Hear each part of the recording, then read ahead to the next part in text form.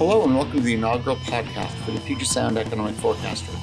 We're calling this After Office Hours with the Puget Sound Economic Forecaster in recognition that a lot happens in the publication of the quarterly newsletter and the monthly online updates that doesn't quite make it into the final publication. It also turns out that after we hit that print button, people keep releasing more information. Each quarter, we plan to sit down and talk with researchers, contributors, and special guests to take an expanded and more current look at our region's economy. We received some fantastic and interesting questions via email and our website, cebr.wwu.edu, and we may dig into some of those as well in these conversations. My name is James McCafferty, and I serve as the general manager and publisher for the newsletter. But it's a team that makes that newsletter happen, from our outside partners and our center's research team to these two joining me today. Dr. Hart Hodges is an economics professor at Western Washington University with an impressive background in issues surround our regional economy. Hart writes the regional forecast article and will occasionally contribute other articles based on the topics. Hart and I both co-direct the Center for Economic and Business Research. Josh Grandbouche is the lead research analyst with the center where, among a long list of things, manages the forecast model for the forecaster.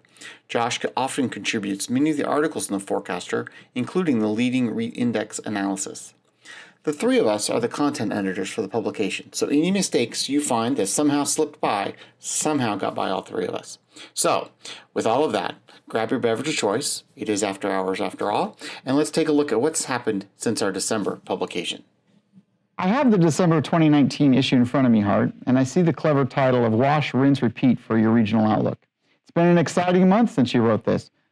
Coronavirus, impeachment, Q4 numbers keep coming out by the day. Anything out there to change your mind on what we should expect the next year or two in the region's economy? I'd say quite the opposite. A lot of what's come out reinforces the idea of sort of the wash, rinse, and repeat. And remember, we were going to name it some tag off the Groundhog Day movie and the Netflix Stranger Things series. I mean, we've been going a year, two, saying the numbers look okay, but sometimes the but is the leading index has flattened out a little bit. And we're wondering, is it going to turn down? Are we going to get some type of geopolitical event? In other words, the numbers look okay, but the political news or something else is just unnerving. We've been saying that for a long time. And yeah, we had the coronavirus come out, but look what China did with its stimulus. So again, the numbers keep supporting the economy. We do have that tension between the consumer and the producer side, right? Manufacturing numbers are down, business investment is down, but consumer spending strong. So can the consumer carry the economy? We've been saying that for a while. Uncertainty still there. Maybe not as much uncertainty around China, but now we have uncertainty around the election. So wash, rinse, and repeat. What about national debt? We get a lot of questions about national debt. Should I be worried about national debt? That's the Stranger Things. It being in the Upside Down, if you know the series, it's as if people don't care about the debt. And that's worrisome to me. I mean, at some point, debt probably matters. So whether you're looking at it on the monetary side, the stimulus coming there, tax cuts, I don't think you have to worry for the next 6, 12 months or however, but in the long run, yeah, the debt's worrisome. Let's talk about Boeing for a minute. Josh, Boeing's been in the news quite a bit. We've got issues with their 737 projects. We've got issues that have come up with their tankers for the Air Force, among other things that have come up in the news in the last 9 months, year. Boeing is a major player in the economy. So how's that impact the model and kind of the forecasting as you're looking at the numbers each month? Boeing is actually a huge part of the model because it's one of the big things that differentiates how our economy performs from the national economy. So we look at their employment and we kind of try to figure out where we think Boeing's employment is heading. Not just Boeing. Well, yes, and yeah, aerospace in general, but Boeing makes up a huge portion of that as the largest employer in the Puget Sound. Couple issues we've been dealing with recently: the backlog that shows up in the leading index. Boeing's been making 737s up until December when they shut down their facility, but they weren't delivering them and they weren't getting lots of orders. So their backlog has become really skewed relative. It looks good, but it's not actually good underneath. So that, there's a little bit of tension there. We're not worried about Boeing per se. They just got a $13 billion loan. So they're going to be, financing is fine, but we are worried about suppliers. and not really in the Puget Sound area, although a couple mom and pop suppliers for the 737 are good. But so you have Spirit Aerosystems over in Kansas. They've introduced voluntary layoffs, and we're wondering if that is going to come back to the Puget Sound if Boeing has to deal with a prolonged 737 grounding beyond what we've already seen. For now, they are very committed to not laying anyone off. So we've put it into the model a little bit in terms of a downturn, but it's not affecting it long term. Anything beyond 2020. But we don't try to massage the model very much. No. We're very, very hesitant to try to say, oh, we think this might happen. Yeah, it's usually based off of statements from Boeing or other things we read in the news, but never just, I'm feeling like Boeing's employment's really going to tank next year. I'm just going to drop that in the model. We do not do things like that. So I think one of the concerns I've heard, we've talked about in the past, is that with the suppliers that may be laying people off or changing their workforce for whatever reasons, those folks are going to find other jobs, because finding jobs is... Well, I mean, as tight as the labor market is, they probably will. So the initial question is, what happens when the suppliers want them back? In construction, right? And in 2006-07, you had so many people working in construction as they they got laid off with the recession. As they slowly got other jobs as construction ramped back up. That's been a tight labor market. Boeing may find something similar. Exactly, and I think especially with the 737 suppliers, we've seen some stories of Boeing working with the suppliers to kind of help smooth over this period, because the FAA has come out and said this may not be as long as Boeing said it was, because Boeing is now being conservative, because they were being a little less conservative in their estimates before when the 737 was going to be flying. So I don't think it's going to be as bad as the apocalyptic predictions, but definitely worse than we thought a year ago. Well, let's talk about workforce. We've had several articles this past year related to workforce, and we really do appreciate Annalise Van Sherman from Employment Security Department and a lot of her thoughts around workforce issues. But in the most recent issue, we looked at occupation growth by education level. So Josh, in the models, we look at unemployment and projected growth in employment. But isn't there really more to this than what's typically covered in the news cycles? Definitely. The unemployment rate is what gets all the headlines. And I think one of the most interesting things about economics right now is kind of looking past the unemployment rate, because we're in an era of low labor force participation. So we have, it's like 3 percentage points below where it was before recession. So it was like 66%, now it's 63% for labor force participation overall. We've seen the working age population, 18 to 54, recover, but not the overall population. Now, part of that is baby boomers retiring, but this is one of the big reasons we haven't seen wage growth, although we've seen such a tight labor market like we were talking about. At least that seems like what it is from our perspective. In Seattle, we definitely see some wage growth. You go beyond the urban centers, the unemployment rate can be low and there won't be any. And in fact, inflation has also stayed low, which is really interesting, because that's usually a result of wage pressure. Coming back to Boeing just for a quick second, we're a bit worried about manufacturing right now in the country, manufacturing jobs. The industry has been in a little bit of a recession if you look at the Purchasing Managers Index. But in the Puget Sound, that stayed relatively strong. And I think that's what's so worrisome with the supplier issue, is that manufacturers will be hit hard here when they haven't yet been. Back to that unemployment. The standard headline measure of unemployment doesn't cover how many jobs are you working. Are you working part-time versus full-time? So there's a lot behind the numbers. Yeah, job quality is not addressed by unemployment rate at all. It's just there's a problem with averages, especially of large populations.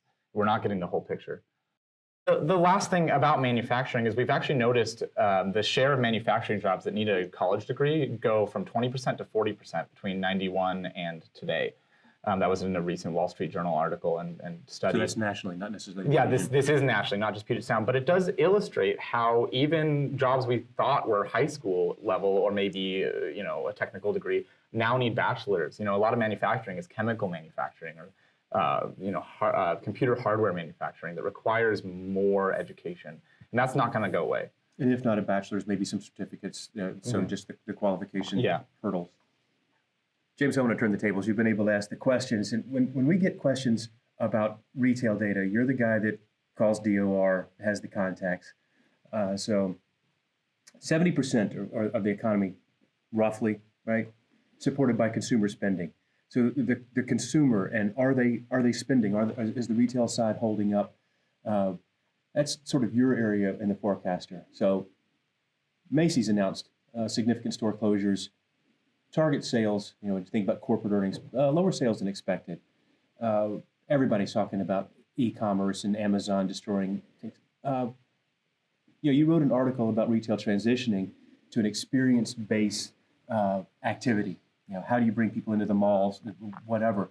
What have you seen beyond the last article you wrote? Or if you got to expand on that a little bit, what would you say? I think I would start with the fact that the Q4 numbers, as they've come out this last couple of weeks, have actually surprised me a little bit. They've been stronger than I would have expected from the initial numbers we were seeing at the beginning of January. Definitely Amazon and the online world have come in with very strong numbers, but a number of the brick and mortar stores have also come in looking pretty good. So consumer confidence has continued to stick with that, which is good. Consumers continue to make retail decisions like they always have. They vote with their dollars without any kind of clear consensus as to preference. We all like to shop in our own ways. We're all unique, like everyone else, I guess, as the joke goes. But people do. People make their buying decisions based on different things. So grocery shop. Josh, you may want to go into the grocery store. Hart, you may want to do the pickup outside. I may want to have it delivered. Those are accounted for differently. Josh going into the store and you picking it up are probably counted as though it was a brick and mortar store, but my buying it online and having it delivered as an online sale came from the same store. And so the data is also confusing a little bit in some of this setting, which is hard. But it all comes down to customer niches, which is what we always teach in business school. As a business, you decide what your core market is or your niche is, and you exploit it or take advantage of it, or whatever the touchy-feely word is that you like. But businesses have to do that, and that was the point of the article, is that businesses need to focus on that customer experience if they want to capture customer dollars. Because there are customers that are definitely dollar-driven, but you have to have the experience that feels like it's dollar-driven. So Walmart has the bigger racks, have the dimmer lights, has people wearing the ill-fitting smocks. That's all image. That's all to make it feel like it's cheaper. As opposed to Nordstrom with the nice lighting and the smaller racks and the even more individualistic feel to it. It's just to make it feel like it's worth more. And so we really have to think about how customers are going to react to these businesses and how they continue to vote with their dollars. It's interesting about Nordstrom in New York. Now, we mentioned this in the article. We wrote the article. They had just announced that they were opening this flagship store in New York, which is really exciting because, you think about Amazon's eating everybody's lunch, supposedly, and yet Nordstrom is opening a huge storefront. Well, what's interesting, what's come out in the last couple of weeks is they're actually going to have a portion of the store in what is used, secondhand, upcycled. They'll come up with some kind of fancy word for this. I'm positive. Fancy again. Fancy, right? Right, fancy again. But they're looking to capture a piece of the market space that they're not able to capture currently. So currently, we have an incredible secondhand business going on inside Facebook and inside a few websites that people are very, very actively buying and selling clothing of labels and of the value variety that Nordstrom would sell, but at a lower price point. And so it's a very interesting way for them to exploit a potential market space for them. And so to wrap up kind of retail sales from my side, things that I kind of keep my eye on. So I get to drive around a lot and have meetings all over the region and do talks with different organizations. And so to pass the time while I'm sitting in traffic, which is another great economic indicator, I will listen to the radio or satellite radio, whichever kind of hits my fancy on the dial. And I'm amazed by the variety of ads that are run during daytime in those. And as we have gone from 2008 to today, those types of ads have changed. And so for fun, dear listener, you may want to just listen to ads and think about who that advertising is targeted towards. Because people that buy radio ads, whether it's satellite or over the air, they have an immense amount of research to tell them who's listening and what is going to resonate with them in a very large scale, because it's wide mass marketing. And so if they feel that something, whether it's, do you have more than $10,000 in IRS taxes? That should tell you something if you hear a lot of those ads. That means they think a lot of people have those needs. And if we really do have a lot of people with those kinds of needs, I get more concerned about consumer spending because I'm worried about a lot of debt relief ads and things that I might hear. So it's always interesting to listen to the ads and see what's... I put the James McCafferty ad leading index component in the model? Oh, definitely. I already track it in my spare time. Speaking of the consumer, we get lots of questions from readers, and one of them ties to consumers specifically, and that's with China. The trade war has both impacted our economy more and less than we expected. And I guess I just wanted to put the question out to the two of you. Any thoughts on the phase 1 trade deal? Does it mean anything? Are there going to be impacts? Well, I mean, impacts in terms of everybody hit a pause button, and hopefully, now China's already come out and said that with the coronavirus, there's going to be a slow to some of the buying. But if you reduce the uncertainty, now the pessimism is there are a lot of details that they haven't addressed, right? So I still think there's a phase 1 deal that's done. It's really just we're on hold. It kind of reminds me of the whole Brexit thing recently, where everyone's like, "Oh, we've accomplished Brexit, but there's still a year worth of trade talks to happen." It seems like the same thing with China. The Trump administration didn't want lingering discussions of tariffs and what it could do to the economy with the election coming. China wanted a break, so it's really a pause, but it's a pause with China saying they will purchase X dollars in agriculture goods and other things. That can help our region, whether the ag market directly or others. So I don't think there's a lot with the phase 1 deal, but whatever there is positive for now. That's good. Yeah, we're definitely one of the more trade exposed states. I believe we are the most trade exposed, but don't quote me on that one.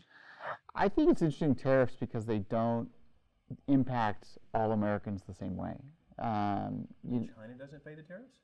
I've heard that China does not pay the tariffs. It's passed on to the end consumer, or a company has to take it in their margins, which means they're not paying their employees as much in theory.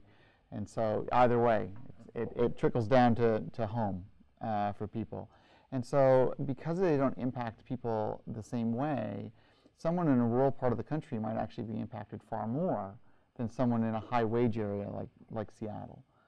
So it's not an equitable either, and that's just something to consider. Whether your business has the ability to shift supply chains or respond, Definitely. And that was the worry with the round of tariffs. I think that was supposed to come in December, that they were going to be very consumer electronics focused. It was going to hit right around the holidays, and they wouldn't be able to pass those costs on through or they would start to pass those costs on instead of at higher prices. Yes, exactly. Well, looking elsewhere around the world, Iran was also a big topic in January. It seems like a lifetime ago, but it was. There was I think there was a spike in Google searches of World War III. So is there anything economically to think about with what happened in Iran? Do we have any thoughts there? Well, the previous administration had opened doors to Iran, and it had positive economic, it allowed for sales from Boeing, for example. It allowed for all these different things, commerce-related activities to happen. Those, of course, have slowed, and they've slowed for years now. So I think it's more the uncertainty that is introduced than... The uncertainty with a hint of fear. You have to think also about the Straits of Hormuz and just oil traffic. So there's the opportunity for some economic disruption. I think the big thing on all of these pieces we have to keep in mind is we have a lot of businesses in the Puget Sound region that rely on labor, either short-term or long-term, that are not domestically created. We have a significant shortage in very specifically skilled, educated people we need for the workforce here to make our economy work. And people like Microsoft and Amazon, we'll pick on the big players, but there's hundreds of companies that are all looking for employees that don't exist within the United States. And so they're looking to locate people from other countries. The more uncertainty you have around those people being able to come in and leave and come back to the country as they live their lives, the more likely companies are to look to put those jobs in other places. We've tracked 8,000 some jobs that would have probably been likely to show up in the Puget Sound region that are in Canada now instead, simply because the employees weren't reliably being able to cross the border on an easily manageable process. And real recently here, with Iran specifically, we had challenge at the border again, which is challenging some of these very highly prominently usable technological workers that we don't have a domestic supply for. It's not that replacing good Americans' jobs. There's no people that have those jobs because we don't have enough people to go into those programs and learn that piece of education that's necessary. That's actually probably the bigger concern for the regional economy, is more from, are we going to wind up having these companies move a lot of jobs, high-paying jobs, out of the area just because of the immigration? Throw that part of their business outside. Some of what you're saying is outside the purview of the forecaster, but it ripples through into who's attending certain colleges, just the training of workers, especially in some of the engineering and other programs. So the March issue of the Forecaster is right around the corner. So we already have that in production. Hart, can you give us any kind of sneak peeks as to what people might expect in the next issue? No sneak peeks on the forecast or the outlook, but certainly in terms of some of the topics that we've been discussing in the office, whether they've come through questions from subscribers or just those of us who work on the articles. A lot of interesting conversations about income disparity, whether you go towards income inequality and poverty in the big picture, or just who's paid what for different occupations within the region, and just the variation of income in the workforce in the Puget Sound region. And then you can jump back to your consumer side, because the buyer and the worker, right? Same person. Oh, yeah, there's that. Digging into manufacturing, right? We started off the podcast with a comment on that tug of war between the consumer and especially the manufacturer. We want to look at manufacturing in the region, because we have a little more manufacturing in terms of percent of employment, some things in the region than you do nationally. It's an important sector. So we don't want to just say, oh, manufacturing nationally is weak. We want to dig in and talk specifically about manufacturing in the region. Obviously with Boeing as well. So I don't know. Are you going to write anything on the retail side? We actually been playing with thinking about retail sales forecast scenarios. So a few issues back, we talked about different forecast scenarios on what may happen in the larger forecast, and we're looking at, can we do the same thing and give some people some variance in the different retail forecasts that go into the forecast as well, and what that might mean. We have a lot of unknown around consumer behavior this year. So we'll play with those numbers a little bit and see if we can come up with some kind of sensitivity analysis around what we might expect. You haven't mentioned the monthly updates. I haven't. Josh, can you talk to us about the monthly updates? I sure can. At the end of January, we actually published 3 different monthly things. We have the real estate index, the monthly leading index, and current economic indicators. And those are all available to people with online subscriptions, right? Yes. So the real estate index is actually published quarterly, but current economic indicators and the monthly leading index you're going to find every month. And so what we've seen from those, which is kind of similar to this, a check-in in between forecasters. The leading index has been showing a lot of positive growth. Kind of what you're saying, Hart, about wash, rinse, repeat.